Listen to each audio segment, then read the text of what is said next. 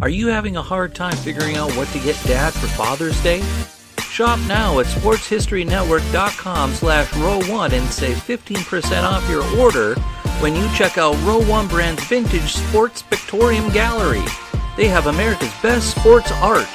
With over 7,200 historic sports prints, you're assured to find something unique for Dad this Father's Day. If he's an NFL buff, check out the 1963 vintage NFL helmet poster. Shop now at sportshistorynetwork.com/row1.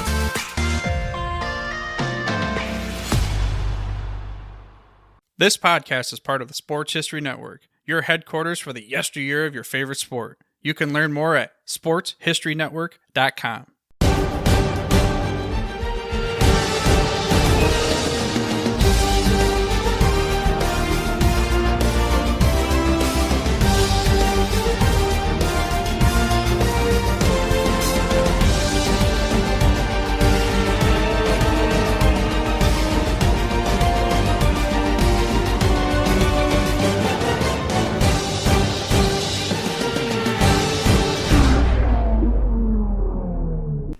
Hello, and welcome back, sports fans. This is Dana Augusta. You are locked in to the Historically Speaking Sports Podcast. And this week's show, we're going to be talking about a number of different things, including a Major League Baseball legend elected to Cooperstown posthumously, and a new league forms in baseball, as well as an NBA legend coming out of retirement 17 months after he hung him up for an incredible second act. So pull up a chair, buckle in your headphones, and let's get right down to it for this week's main event.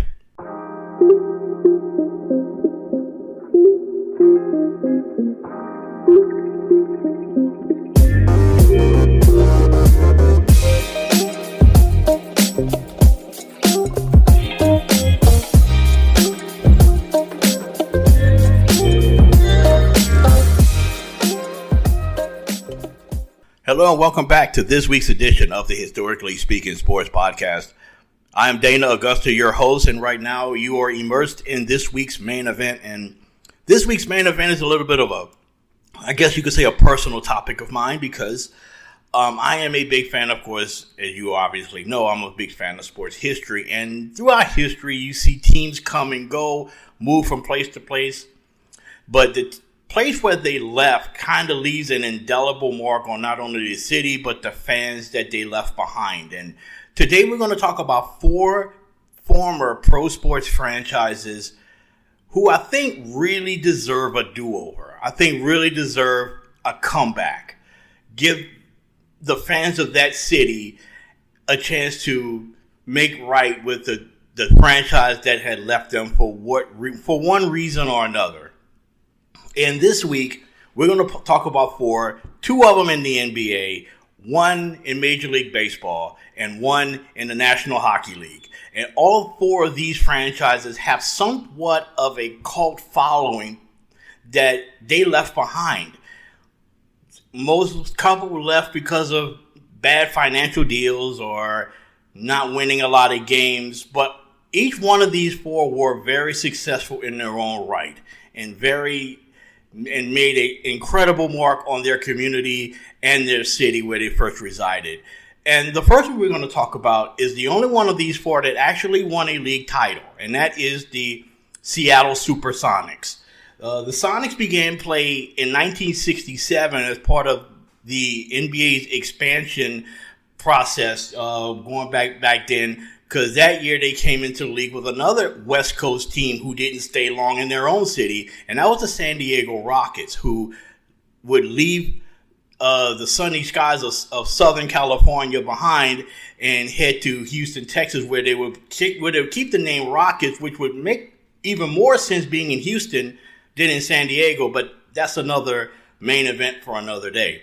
Well, right now we're talking about the Seattle Sonics, and the Sonics started playing in their games at the place called the Seattle Center Coliseum, which we all know now as Key Arena. And that arena was actually the centerpiece of the 1962 Seattle World's Fair, which is located right next to the iconic Space Needle, which dominates the Seattle skyline.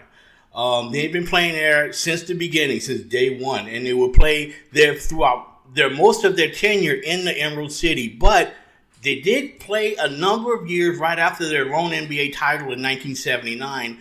They would play there. They would play actually at the Kingdome for a while because of the actual lack of seating in the Seattle Center Coliseum, and would actually draw more fans in the Kingdome at one time than actually the Seahawks and the Mariners did. So they were a very, very successful team and drew a lot of fans in the Great Northwest. They were playing the Kingdome for a time, and during that time was one of their eras of great success. 1978-79, they made it to the finals in back-to-back years, playing both times against Washington. They would end up winning the finals in 1979 behind some unbelievable players and Hall of Fame head coach Lenny Wilkens. The backcourt featured the likes of Gus Williams and 1979 Finals Most Valuable Player Dennis Johnson, who will go on to win a few more titles on the East Coast with the Boston Celtics in the 1980s. Along with other key players such as Jack Sikma at center, downtown Freddie Brown, which was a dynamite long-range shooter, and banging down on the boards was guys like Lonnie Shelton and Paul Silas. They were a very, very strong team back in those days, right before the 1980s when the NBA was going through its doldrums. But the Sonics at that time was one of the great NBA teams, and that dominance and their success would continue throughout the 80s and all into the 90s.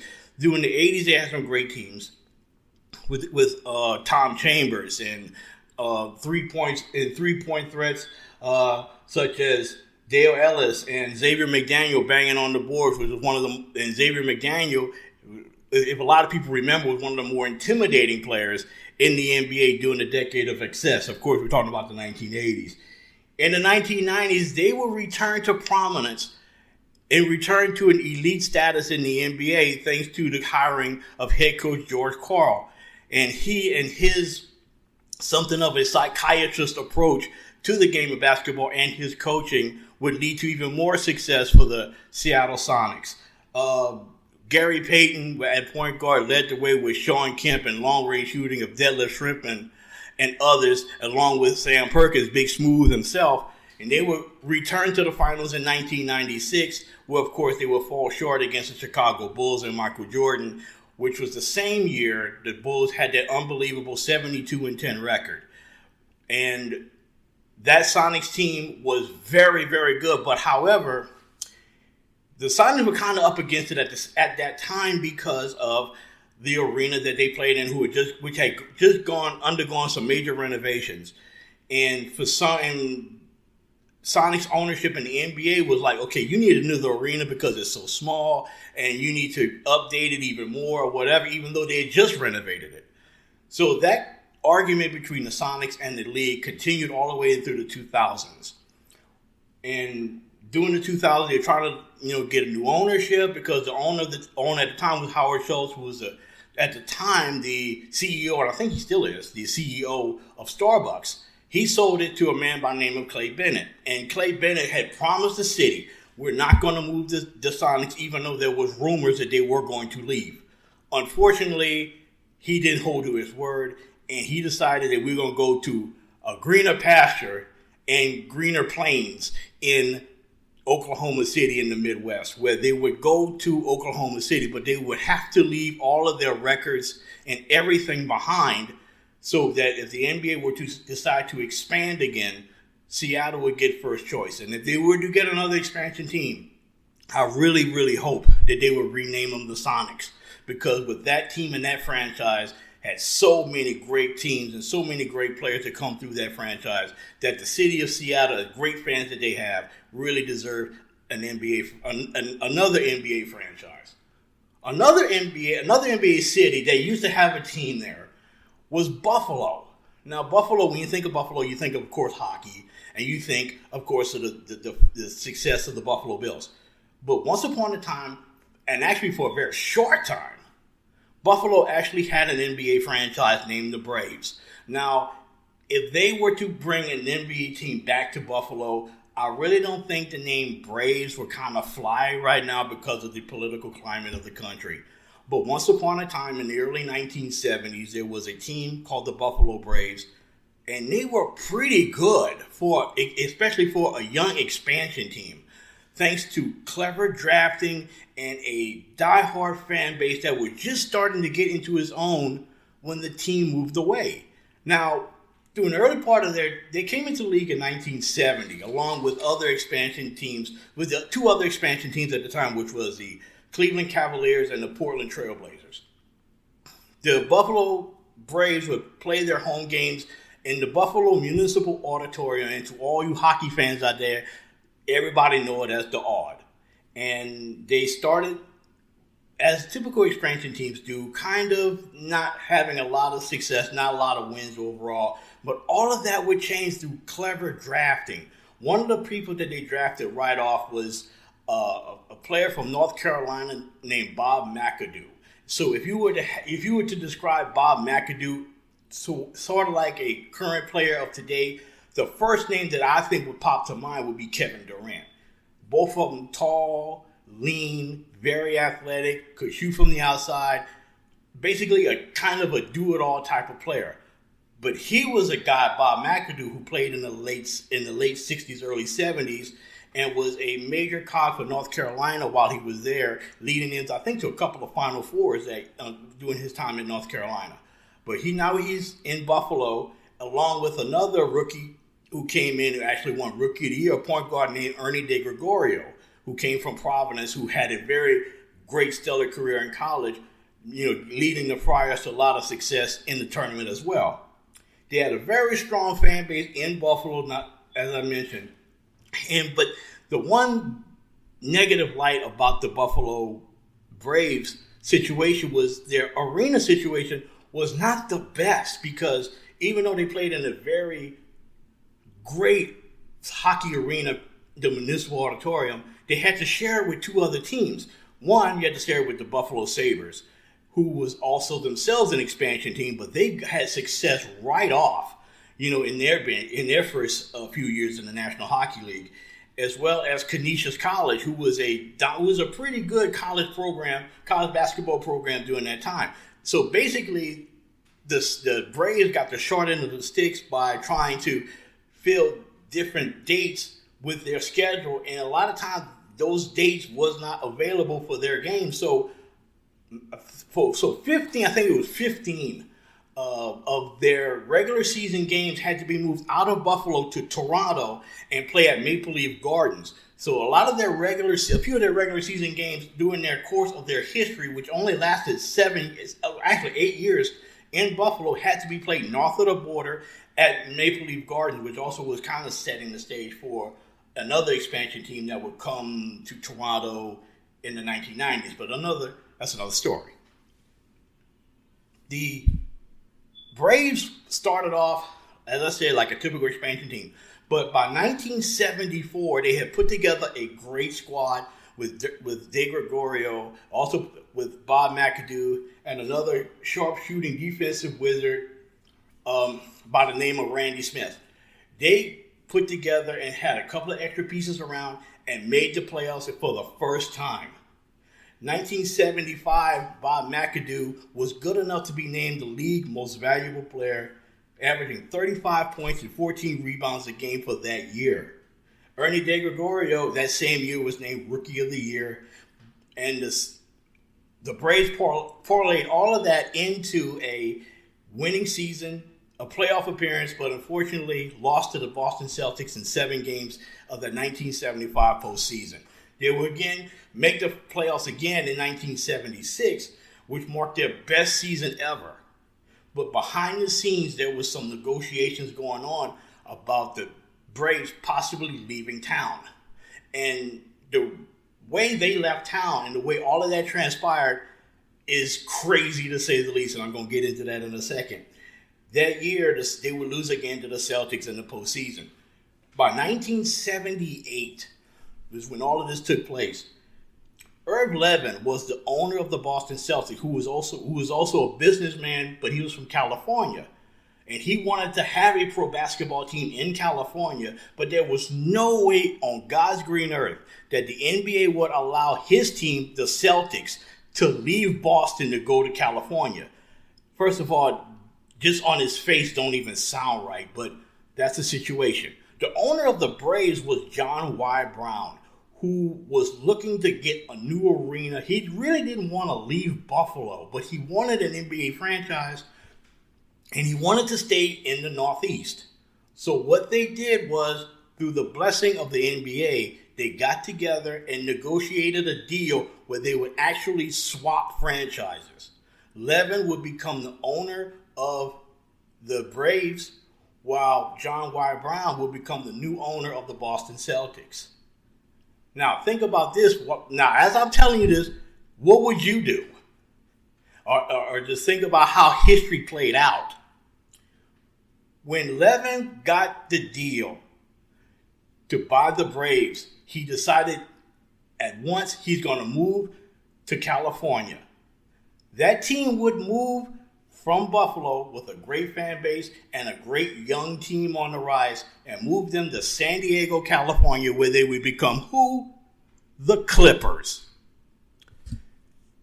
John Y. Brown keeps the team, gets the Celtics, and is part of that great Celtic dynasty that took place in the 80s with Larry Bird, Dennis Johnson, Kevin McHale, Cedric Maxwell, and the like. He owned that team while Levin chilling at home, happy in California with the Clippers. They became the San Diego Clippers in 1979 and would stay in California and would stay in San Diego until 1984, where they will move to LA, where you now know them as the LA Clippers. Their history is well documented, to say the least. Meanwhile, Brown keeps the Celtics, and they go on to win championships. So I ask you, who really got the better out of that deal? I'll rest my case.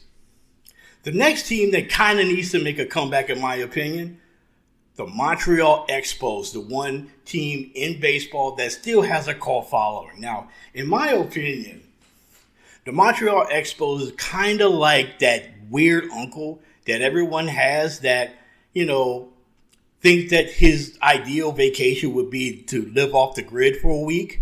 Or, the ones I mean, kind of smell like hamsters. You know the one I mean.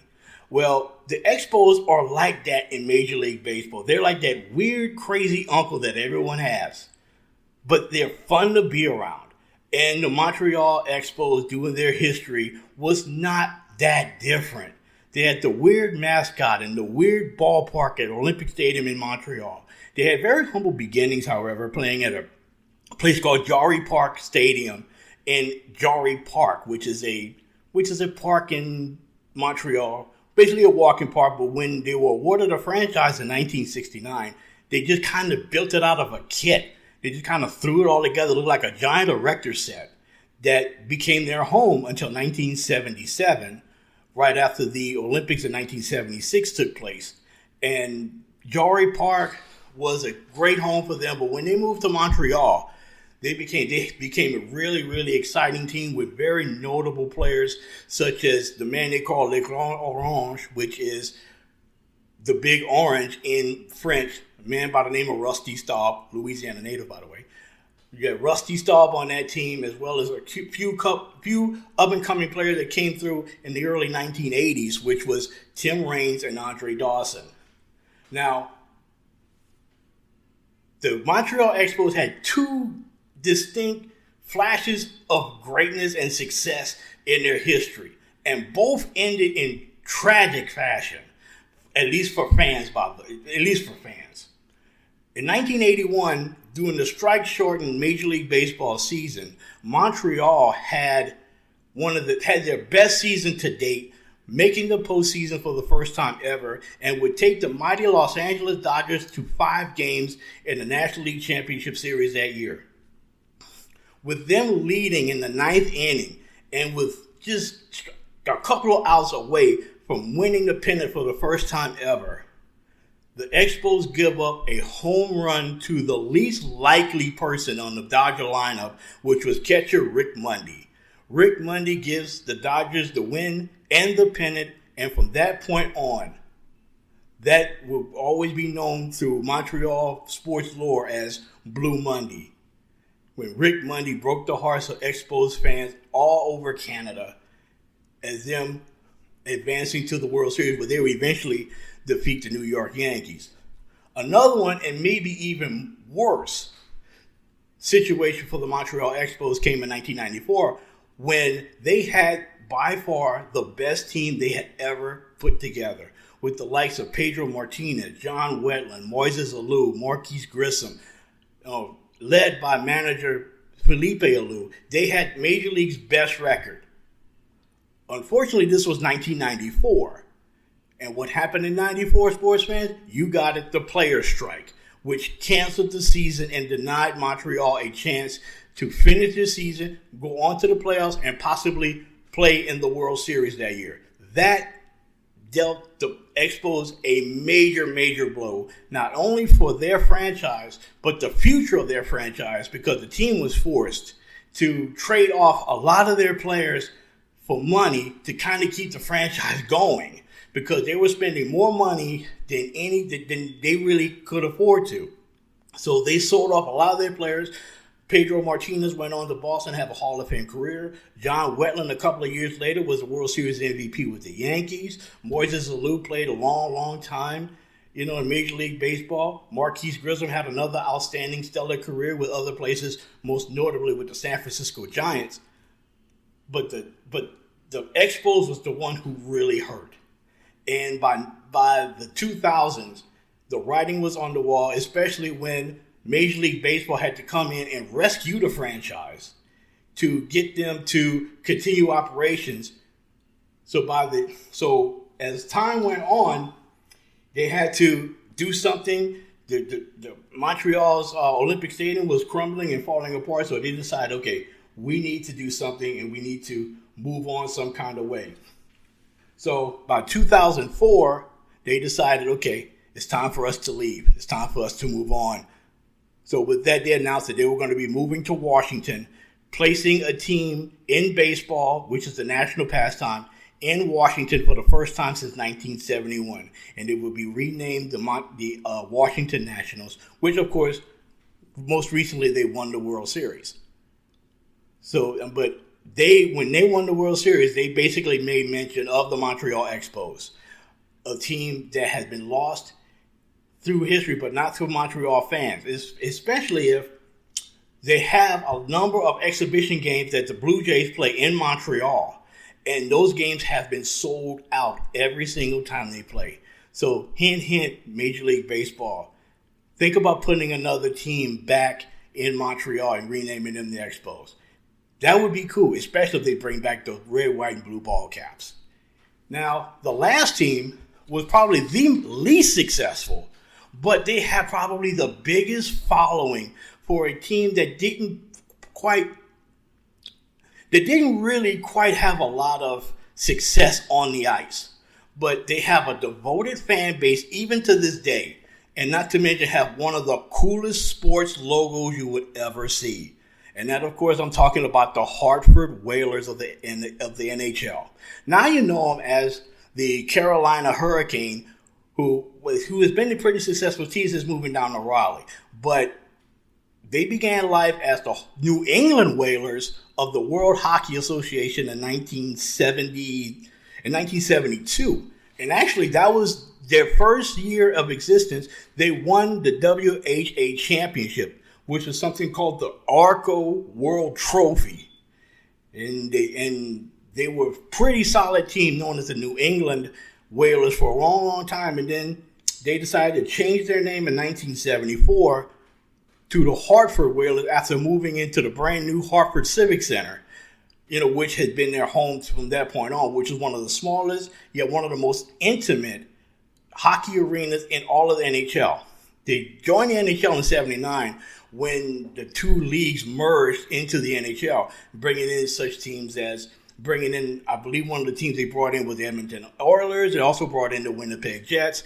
They all joined the NHL in 1979. And once again, they started off as the New England Whalers, and they relocated to Hartford in '74. Most of the team's success early on was led by a 50-year-old man by the name of Gordie Howe, Mr. Hockey. Yes, folks, he played until he was in his 50s. So we may be seeing that with Tom Brady, but you never know.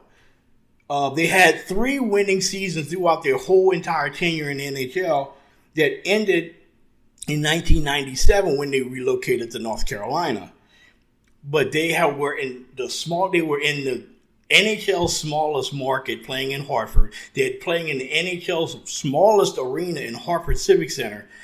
And the owners were like, okay, we need to expand and need to move or do something.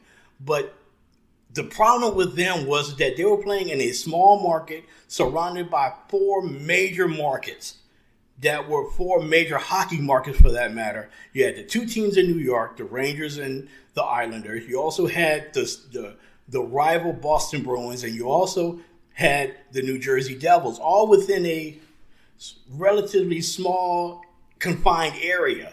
But they were trying to compete with 3 other more well-established NHL franchises. Especially the fact of the Islanders, who had just won something like 5 consecutive Stanley Cups. You had the Boston Bruins and the New York Rangers, who were original 6 teams, and they were one of those. And the Whalers were just this small team off to the side, very small market. So the writing was on the wall, and they decided to announce that a possibility of them moving away. But the fans of Hartford and all the Whaler fans in New England got together and started something called the Save the Whale program. Not saving the whales, save the whale, meaning the Hartford Whale. And Pucky the Whale, which was their mascot. Save them, keep them in Hartford. And for a while, it kind of worked because their season ticket total started to rise. But unfortunately, it wasn't enough. And the ownership of the Whalers decided, we're going to move anyway. But what they left behind in Hartford were a group of fans that loved the Whalers. They loved the Civic Center because it was them. It was their home. It was just part of their life. And it's like that with every franchise that I talked about. It was like that with the Whalers. It was like that with the Sonics. It was like that with the Buffalo Braves. And, of course, it was like that with the Montreal Expos. 4 franchises that in the hearts and minds of those fans in those cities are still alive and is hoping for a second act. I hope in their infinite wisdom that some of the leagues and league owners may want to give them that second act. It might make sports a little bit better. At least that's my opinion. And now, this week's Top 5.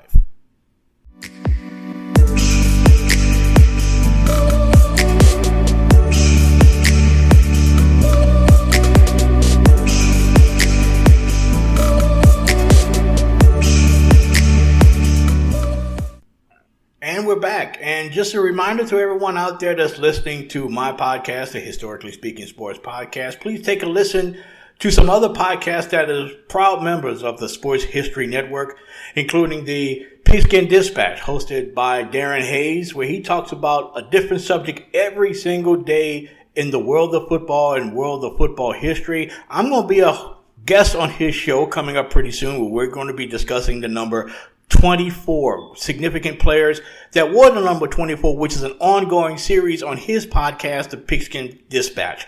Also check out Jeremy McFarland, my little brother in the podcasting business. I call him J-Mac for short.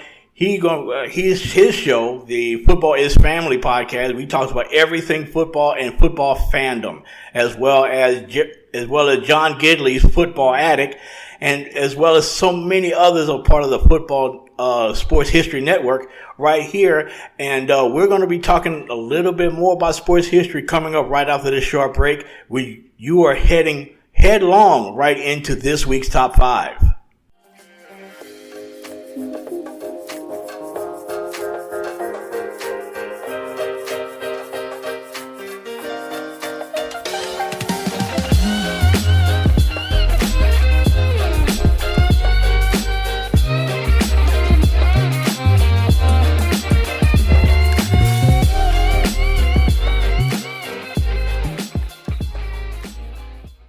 And we're back with this week's Top 5. You're listening to the Historically Speaking Sports Podcast. I'm your humble host, Dana Augusta, and we're going to be talking about the top 5 sports history events that took place between the days of March 14th and March 20th throughout the history of sports. And number 5, we're going to go to Milwaukee, Wisconsin, where the Milwaukee Braves were formed. That's right, the Braves, who were in Boston since 1876, when they moved to town as the Boston Red Stockings, which we're actually going to get into a little bit later on in this segment.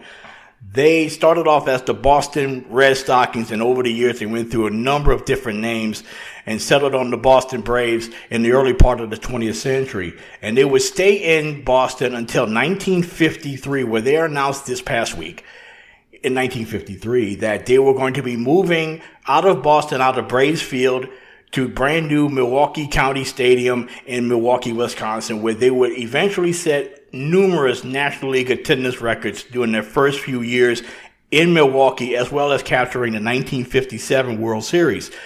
The Braves are one of only 2 franchises to think of that actually won championships while playing in 3 different cities. The Braves won championships in Boston in 1914, as well as Milwaukee in 1957, and later in Atlanta in 1995, I believe it is. Yeah, 1995.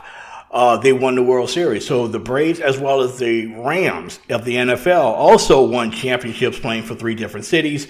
The Rams won it in Cleveland, won one in LA, and won one in St. Louis. So the Braves and the Rams have very distinct historical footnotes there. But the Braves had announced this week in history back in 1953 that they were going to be moving to the Midwest, moving to Milwaukee, where they would have loads of success until they would move to Atlanta in 1966. Number 4. This week, back in 1915, we're going back a ways, the Olympic Organizing Committee decided that they were going to cancel the 6th Summer Olympics due to World War I.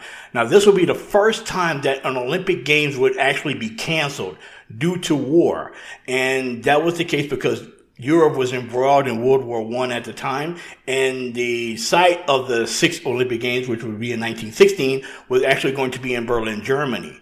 They would end up hosting the games 20 years later, which would be the famous Jesse Owens Olympics in Berlin. And that one actually held. But 1916, the Olympics were canceled for the first time due to war, and that was going to be in Berlin, Germany in 1916.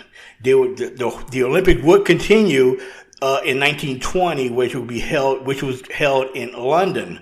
So the Olympics would resume 4 years later, well, from this case, 5 years later in London. But the Olympics in 1916 was going to be canceled, and they made that announcement this week in 1915. Number 3, going all the way back to the 19th century, 1869 to be exact, and that was when the Cincinnati Red Stockings become America's first pro sports franchise.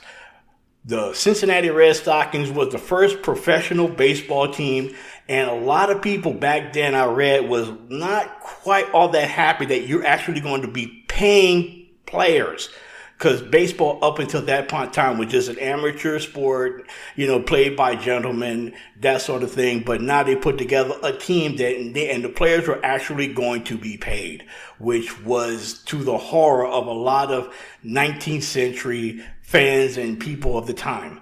And the Red Stockings had this unbelievable record starting off because they won, I think, something like 35 or 40 consecutive games before playing in Brooklyn for what was then sort of like the league championship against a team from Brooklyn called the Brooklyn Atlantics. And the game went into extra innings, but due to an error in that 10th inning, Brooklyn claimed the league championship and defeated the Cincinnati Red Stockings. A couple of seasons later, the team would end up moving away. Actually, in 1876, most of the team, put together by a man by the name of Harry Wright, would move the team out of Cincinnati and start playing in Boston and keep the name the Red Stockings. Now, The Cincinnati Red Stockings that we're just talking about is not the Cincinnati Reds. That team will come a little bit later on. This team, the Red Stockings, is also not a precursor to the Red Sox either. The Red Stockings that we're talking about now actually still exist, and they are called now the Atlanta Braves.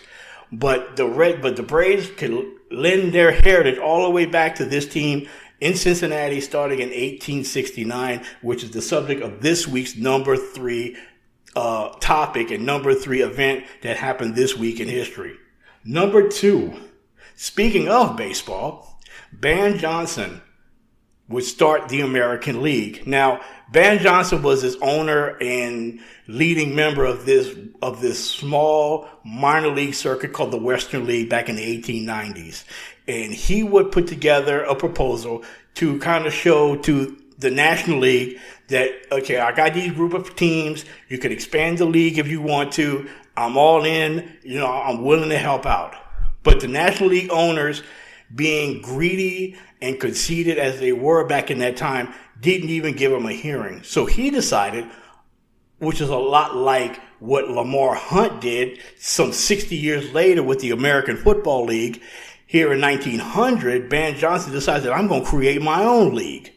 And the league that he created was going to be called the American League, which still exists today. Now, most of those teams still exist today. In fact, they started off in 1903, which was actually their very first, 1901, the very next season was actually their first year of operation. And the teams that started were as follows. The Chicago White Stockings, I know it's the Chicago White Sox. The Washington Senators, which moved out of Washington, that version of the Senators, moved to Bloomington, Minnesota, where they became the Minnesota Twins.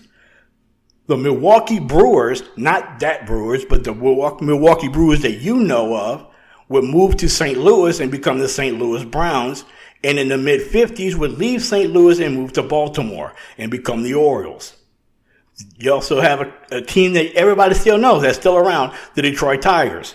Another team, the Cleveland Blues, which would change their name to the Cleveland Indians in right around 1906, something like that. They changed their name to the Cleveland Indians. The Boston Americans, which changed their name to the Boston Pilgrims, which you now know as the Boston Red Sox. The Philadelphia Athletics, which had been in Philadelphia forever. Then they moved to Kansas City, and then from Kansas City moved to Oakland, and you now know them as the Oakland A's. And last but not least, the Baltimore Orioles, not that Orioles, but that version of the Orioles will move to New York and start playing in a place called Hilltop Park, they would be renamed the New York Highlanders, and then from the Highlanders they would become the New York Yankees. So that's where the American League started back at this time in 1900 by a maverick by the name of Ban Johnson. And the number one event that took place this week in sports history took place in 1995. And it basically was the genesis of a fax sent to the Chicago Bulls, and the fax simply read, "I'm back." And who I'm talking about, 1995, was, of course, one Michael Jeffrey Jordan, who announced that he was coming out of retirement from playing baseball. And 17 months after he announced his retirement, Michael Jordan came back to the Chicago Bulls to be a full-time player once again. And he played his first game back that night, the next night, against the Indiana Pacers, who at the time, the Indiana Pacers was one of the elite teams in the Eastern Conference, who they would battle for years and years to come. This would be the beginning of Michael Jordan's second act in the NBA with the Bulls, wearing a very unusual number, instead of wearing number 23, he wore number 45. So that night, in his first game back, the rustiness showed. He actually finished with 19 points, as the Pacers knocked off the Bulls 103-96 at Market Square Arena. But the world came to, for some people, they were jubilant. For other non-Bulls fans, not so much. that the greatest player in the world was actually back in the basketball uniform, in the Bulls uniform, and that was the beginning of the second act, which the Bulls would eventually win three more world championships, capture three straight during his tenure, during his second act with the Chicago Bulls after his retirement. So that was this week's Top 5, and we're going to close the show out with this week's shout out.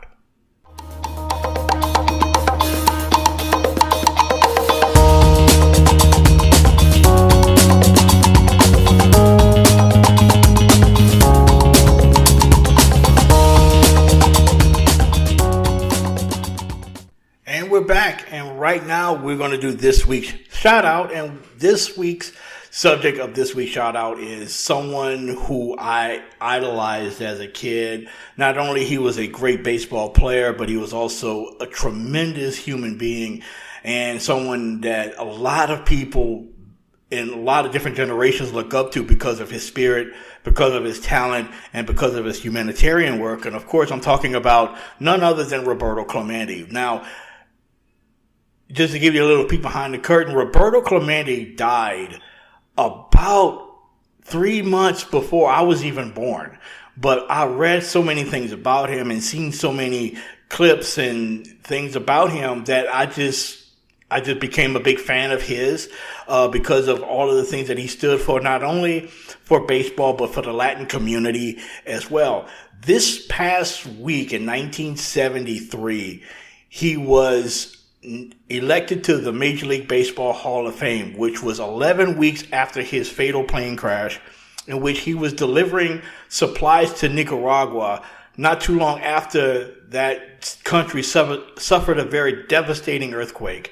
And he, along with a lot of people, tried to go down to Nicaragua to help out and give supplies to the much needed people of that country. And when the plane took off on New Year's Eve of 1972, the plane was never seen again. It was heavily loaded with supplies, and it was something of a rickety airplane, according to some reports. And it crashed over the Atlantic, and his body was never found. Which kind of leads to a little bit more of his mysteriousness and towards his mysterious passing. But the one thing that we're left with is memory and of the great man and his great career with the Pittsburgh Pirates. Just to give you a little indication, Roberto Clemente became the first Latin player ever to be inducted into the Hall of Fame. He had 3,000 career hits exactly on the nose, and he got that hit in his last game against the New York Mets in brand new Three River Stadium. In total, he had 1,305 runs batted in with 240 home runs, with a career batting average of .317, 12-time Gold Glove winner, 4-time National League batting champ, 12-time All-Star. His career lasted from 1955 to 1972. And during that span, he was with a Pirates organization that won 2 world championships, one in 1960 thanks to the miracle home run by Bill Mazeroski over the New York Yankees, and then in 1971, where he was the centerpiece, where he was the star of that series, winning the MVP honors in 1971 Fall Classic. And after his passing, Major League Baseball decided to have an award that is very similar to the Walter Payton Award for, community excellence and community involvement and volunteerism and helping others, and they named that one after Roberto Clemente, the Roberto Clemente Award. His numbers retired by the Pirates, obviously, and he is a national hero in Puerto Rico, as well as a cultural icon to all Latin and Hispanic players throughout all of baseball. And is also a very, very deep, and I'm basically a huge fan of Roberto Clemente. If anybody knows me, knows that right off. So I want to thank everybody for joining me. And that will wrap up this week's Historically Speaking Sports Podcast. I'm Dana Augusta. Thank you for joining me. And everybody within the sound of my voice, have a great week. Thanks for listening.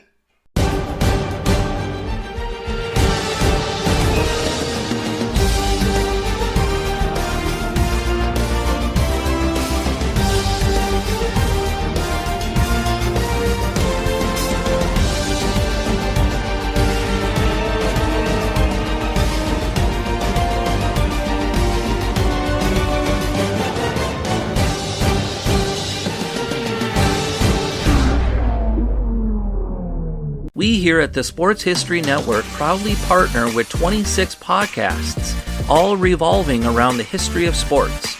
But did you know that many of our hosts were sports history authors way before they started their shows?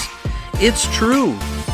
We've got Joe Ziemba, host of When Football Was Football, Joe Zagurski, host of Pro Football in the 1970s, Mark Morthier, host of Yesterday Sports, Tommy Phillips, host of Lombardi Memories, and Scott Adamson, co-host of From the 55-Yard Line. All these authors have many books for you to choose from. To check them out, go to our website at sportshistorynetwork.com/sportshistorybooks. Pick up your copy today. Soundtrack provided by Kevin MacLeod of filmmusic.io.